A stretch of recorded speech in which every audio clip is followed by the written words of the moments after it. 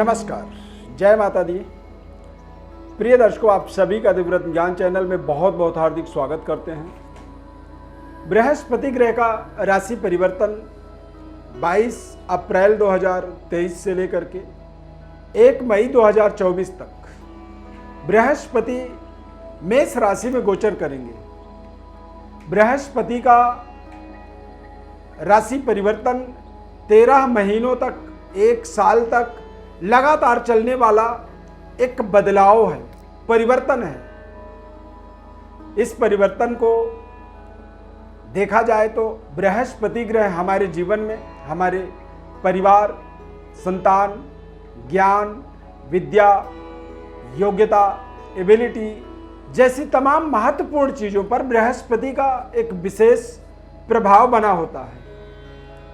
बृहस्पति ग्रह हमारे जीवन में हमारे जीवन शैली पर विशेष आधारित प्रभाव देता है। यानी कि कई बार यह हमारे जीवन में हमारे गलत तरीके के खान पान पर, हमारे जीवन में गलत तरीके के व्यवहार पर या हमारे जीवन में गलत तरीके के सोच पर बृहस्पति का हमारा जीवन के अंदर नकारात्मक प्रभाव हावी होने लगता है। बृहस्पति ग्रह जब हमारे जीवन में नकारात्मक प्रभाव बनाता है तो हमें अपने परिवार के अंदर ही लड़ाई लड़नी पड़ती है, हमें अपनों से ही लड़ना पड़ता है। लेकिन जब बृहस्पति का अनुकूलता हमारे जीवन पर होता है तो हम अपने परिवार की एक तरह से कह सकते हैं कि परिवार के साथ साथ अनेक परिवारों के पालन पोषण, रक्षण, संरक्षण जैसी महत्वपूर्ण जिम्मेदारियों को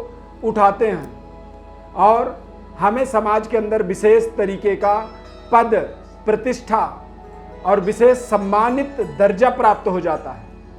हमारे नाम के आगे श्री श्री श्री 1008 श्री लगा दिया जाता है, महामहिम बोला जाता है, सम्माननीय बोला जाता है, माननीय बोला जाता है। क्यों?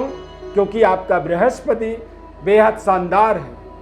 बृहस्पति ग्रह का जो प्रभाव है वो बदल रहा है और सभी 12 राशियों पर इसका बदलता हुआ प्रभाव किस तरह से पड़ेगा, हमने अलग से भी कार्यक्रम सभी 12 राशियों का विस्तृत अपने चैनल के अंदर बनाया हुआ है। आप वहां जाकर के अपने राशि की विस्तार से फलादेश को समझ सकते हैं। यहाँ पर हम सूक्ष्म रूप से समझेंगे कि चूंकि अब जो परिवर्तन हुआ है इसमें राहु और गुरु का भी युति बनेगा, तो राहु गुरु की युति के माध्यम से गुरु चंडाल दोष बन जाता है। क्या क्या सावधानी रखनी चाहिए, सूक्ष्म रूप से सभी 12 राशियों का विश्लेषण करेंगे। ध्यानपूर्वक कार्यक्रम को समझें, दिव्यरत्न संस्थान के साथ आप जुड़ें और अपने जीवन के महत्वपूर्ण सवालों का जवाब प्राप्त करें। मेष राशि वाले जातकों के लिए देखा जाएगा तो बृहस्पति का राशि परिवर्तन निश्चित रूप से आपके राशि में ही चंद्रमा गुरु की युति परंतु राहु के साथ होने के कारण से ही आपको थोड़ा सा सावधानियां भी रखनी होंगी अपने खान पान, अपने रहन सहन, और कोशिश करें कि सात्विक प्रवृत्ति को अपने जीवन में बढ़ावा दें, अध्यात्म को बढ़ावा दें और किसी एक खास गुरु के सानिध्य को प्राप्त करें।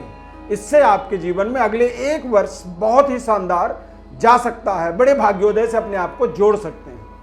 वृषभ राशि वाले जातकों के लिए बृहस्पति का द्वादश भाव में गोचर होना ये आपके अध्यात्म का विकास करता है, आपके महत्वपूर्ण तपस्या का एक सिद्धि प्राप्ति का समय अगला 1 वर्ष रहने वाला है। परंतु राहु के साथ होने के कारण से अति व्यय, बारंबार नुकसान का सामना और बारंबार बिना सोचे विचारे आपके निर्णय आपको नुकसान दे सकते हैं। इस बात का आपको अगले 1 साल तक विशेष सावधानी रखना आपके लिए बहुत जरूरी रहेगा। मिथुन राशि वाले जातकों के लिए बृहस्पति का ये राशि परिवर्तन आपके लाभ स्थान पर हो रहा है। राहु ग्रह के साथ गुरु की युति बन गया है, तो यहाँ पर आपको अपने आमदनी, अपने आय के स्रोत को सही तरीके से लगातार कंटिन्यू करना आपके लिए जरूरी होगा। क्यों? क्योंकि राहु कई बार जिस तरह के समावेश में होता है, जिस तरह के माहौल में होता है उस तरह के ही परिवेश को, उस तरह के ही प्रभाव को वो इंक्रीज करता है, बढ़ाता है। तो निश्चित रूप से आपको आपके आने वाले समय के अंदर बहुत ही शानदार लाभ, बेनिफिट, फायदा होने का पूरा प्रबल संभावना आप देख सकते हैं अगले 1 वर्ष तक।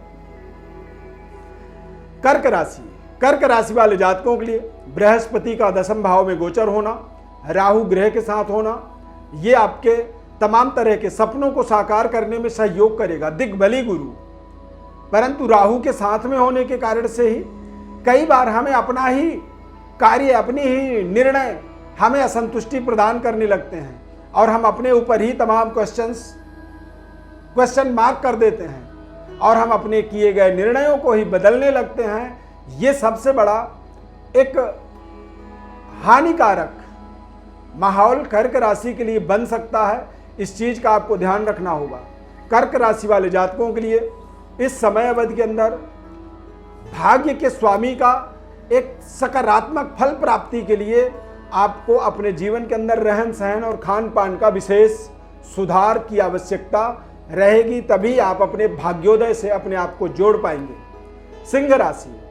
सिंह राशि वाले जातकों के लिए बृहस्पति का भाग्य में गोचर और भाग्य में बृहस्पति राहु के साथ आ गए हैं, तो निश्चित रूप से यहां पर आपको अपने भाग्य का, अपने जीवन के कर्मों का, जो भी आप कर्म करते हैं उन कर्मों पर विशेष सुधार, विशेष बदलाव, परिवर्तन आपके लिए बहुत जरूरी रहेगा। भाग्योदय से अपने आप को जोड़ना चाहते हैं, पिता पैतृक विरासत और समाज में बड़ी पद प्रतिष्ठा से अपने आप को जोड़ना चाहते हैं, तो इन चीजों का आपको विशेष ध्यान रखना होगा। कन्या राशि वाले जातकों के लिए बृहस्पति का 8वें भाव में राहु के साथ गोचर होना, सप्तमेश अष्टम में जब गोचर करता है तो कई बार ऐसे परिस्थिति उत्पन्न करता है जो कि व्यापार में रुकावट करता है, आपके सुख सुविधाओं में, आपके तमाम महत्वपूर्ण व्यवस्था को वो अचानक बदलने के लिए उद्यत हो जाता है। और कई बार कुछ ऐसे कार्य भी आप कर देते हैं जो कार्य एक तरह से धर्म में विमुख हो, समाज में, जिससे आपके मान सम्मान में, छवि में आपके ठेस पहुंचती है। तो ऐसी किसी भी परिस्थिति का निर्माण ना होने दें, पहले से ही आप सावधानी रखें और आप अपने जीवन में महत्वपूर्ण सोच समझ करके आगे बढ़ने का प्रयास करें। किसी गुरु के सानिध्य को अवश्य प्राप्त करें, किसी गुरु के साथ आप अपने आप को जोड़ें, जिससे आप जीवन में सही मार्ग का चयन कर पाएं। तुला राशि वाले जातकों के लिए बृहस्पति का राशि परिवर्तन आपके 7वें भाव में गुरु के गोचर होने से आपके जीवन में आपके पराक्रम, आपके तमाम तरह के व्यवस्थाओं का बड़ा परिवर्तन योग बन चुका है। राहु के साथ होने के कारण से अति प्रलोभनीय जो प्रोजेक्ट होते हैं उनसे आपको थोड़ा सा बचाव करना होगा। राहु और गुरु की युति गुरु चंडाल दोष आपके जीवन में बनाता है। परिवार के साथ पूरी ईमानदारी रखें और अपने जीवन साथी के साथ जो भी आप करते हैं उस कर्म का एक पूरा सटीक विश्लेषण आप अवश्य जोड़ करके रखें, जिससे आप अपने जीवन में बेहतर सुख सुविधाओं को अपने निर्मित कर पाएं, बड़ी व्यापार, बड़ी समृद्धि का निर्माण कर पाएं। वृश्चिक राशि वाले जातकों के लिए 6ठे भाव के अंदर गुरु राहु की युति, गुरु का गोचर मेष राशि में, तो निश्चित रूप से ये आपके जीवन के अंदर तमाम तरह के महत्वपूर्ण कार्यों को, प्रोजेक्टों को आगे बढ़ाने में आपको विशेष सहयोग करेगा।